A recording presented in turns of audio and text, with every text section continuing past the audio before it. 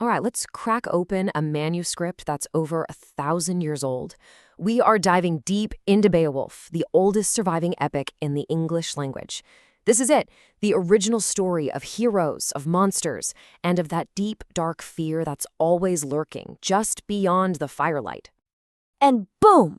With just those words, a shadow falls over everything. And you gotta understand, this isn't just any monster. Grendel is something ancient, a creature born from sin itself, carrying, as the poem says, the wrath of God. He's crawling out of a landscape that's every bit as raw and terrifying as he is. This whole thing is set up to be way more than man versus beast. This is civilization versus total, absolute chaos. So this is the big problem, right? The central question for our heroes. Grendel isn't some simple beast you can just cut down with a sword. Nope. He's protected by some kind of dark magic. The poem calls him a ghostly ravager because mortal blades literally cannot hurt him. So what are you supposed to do when your best weapons are totally useless? That question, that's the real heart of the challenge Beowulf is about to face. Okay, let's set the scene. We're in Daneland, ruled by an old king named Hrothgar. He has built this magnificent hall, a testament to his power, his wealth, and his people's happiness. It's the center of their entire world. And that world is about to get torn apart. You can't really grasp the horror of what's coming unless you get just how important Heorot was. This was so much more than a building. The mead hall was the warm, beating heart of Anglo-Saxon life. It was a place of light, of order, where a king gave out treasure, where poets sang stories, where friendships were forged. And for that very reason, it becomes a target for a creature that hates everything it stands for. So, who is this guy, Grendel? Well, the poem calls him a march reaver, a border stalker, an outcast who lives out in the swamps and wastelands. But his origins? Oh, that's where it gets really terrifying. He's a direct descendant of Cain, the first murderer from the Bible, cast out by God himself. That makes him this walking symbol of envy and bitterness. And the sounds of laughter and music coming from Heorot, to him, it's like a constant physical pain, and it just fuels his rage. The first attack is just devastatingly fast. Grendel doesn't just raid the hall, he wipes it out. He finds Hrothgar's best warriors, his thanes, asleep after a feast, and in one single night, he snatches up 30 of them, smashes their bodies, and drags them back to his lair to eat them. 30. Just think about that number. It's an absolute statement of brutal, overwhelming power.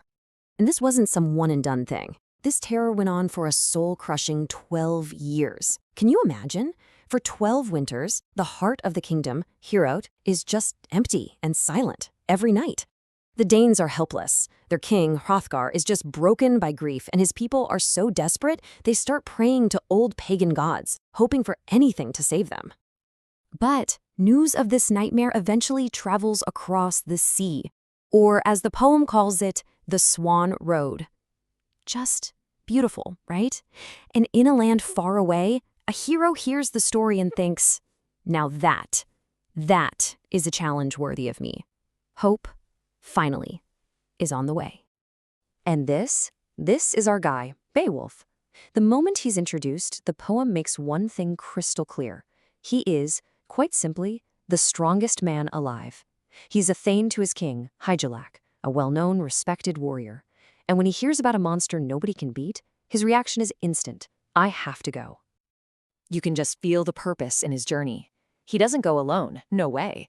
He handpicks his 14 toughest men. They find a ship, and they set out. The whole voyage feels heroic, their boat just slicing through the water like a bird. Until, finally, they see the coastline of the desperate kingdom they've come to save. So Beowulf arrives, he declares his mission to King Hrothgar, and then he makes his absolutely incredible vow. He says he's heard Grendel doesn't use weapons, so to make it a fair fight, an honorable one, he won't use a sword or a shield either. He's going to face this fiend with his bare hands, with his gripe alone. I mean, that is the ultimate flex of a hero's confidence and his personal code. So the stage is set. Everyone else, the Danes, and even Beowulf's own men, they all go to sleep. The great hall is left the darkness. But one man is not asleep. He's wide awake, just pretending, listening, every nerve on high alert, waiting for the monster to show up. And oh, he shows up. The poem's description is just terrifying. Grendel doesn't knock. He puts his hand on the iron-bolted doors, and they just burst open. He stalks into the hall, and his eyes, they're burning with this evil, fiery light. The wait is over. It's time. The fight is just raw brutality. Grendel moves first. He grabs one of Beowulf's sleeping men and, in this horrifying moment, just tears him apart, biting into his bones and drinking his blood. But when he reaches for his next victim, he's met with a hand. Beowulf grabs him. The monster suddenly finds his famous claw trapped in a grip that has the strength of 30 men. The entire hall shakes and groans as they wrestle, smashing benches. A savage battle of pure strength. Until something gives. This is it. This is the moment. With one final massive effort, Beowulf puts every ounce of his legendary strength into that grip. You hear the sinews on Grendel's shoulder snap. The joint gives way, and his entire arm is ripped clean from its socket. The text is so simple, so violent. The bone frame burst. It's over. Grendel, mortally wounded, stumbles back to his swamp to die. And Beowulf, he's left with the ultimate proof of his victory. He takes that entire arm, claw, hand, shoulder, the whole thing, and he hangs it high from the rafters of Heorot for everyone to see. The curse is broken. The terror is over. Or so they think? The celebration in Heorot is loud and joyful, but it is very short-lived. Because that night, an avenger comes. You see, Grendel wasn't the only monster out there. His mother, a creature the poem calls a monster of women, is now filled with a mother's grief and a mother's rage, and she is coming for revenge. And her home is the stuff of nightmares. Hrothgar describes it to Beowulf. It's this haunted lake, a mere, hidden by cliffs where wolves hunt. The trees hang over the water, their roots twisting down into the darkness. It's an evil, unnatural place, the total opposite of the light and warmth of Heorot. And get this detail, it's just so chilling. The water itself seems to burn at night.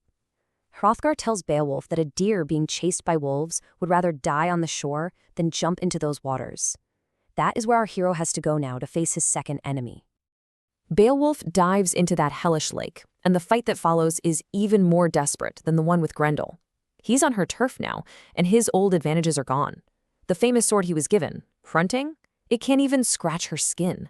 She gets him on his back, pulls her own dagger to finish him, and only his chainmail, his battle net, saves his life. For a second there, it really looks like the hero is going to lose. But then, in her underwater battle hall, surrounded by the treasures of her victims, he sees it, a massive sword hanging on the wall, a relic from an age of giants, a blade so heavy no normal man could even lift it. In his most desperate moment, Beowulf, using all of his incredible strength, grabs the hilt. This is his one and only chance. With that giant sword in his hands, Beowulf swings with everything he has. The blade cuts right through her neck, breaking the bone rings, and ends her life. He's done it. But he's not finished. He finds Grendel's dead body in the corner of the lair, and, just to make a point, he cuts off its head. Now the kingdom is finally, truly safe. And when Beowulf returns to Heorot, he doesn't come back empty-handed. It takes 4 of his men just to carry Grendel's head. They haul it right into the mead hall, a gruesome, awe-inspiring sight for the king and queen. If hanging the arm was proof of victory, bringing back the head was proof of total annihilation. The threat was wiped out at its very source. Beowulf is showered with golden fame, but these battles are what truly forge his legend.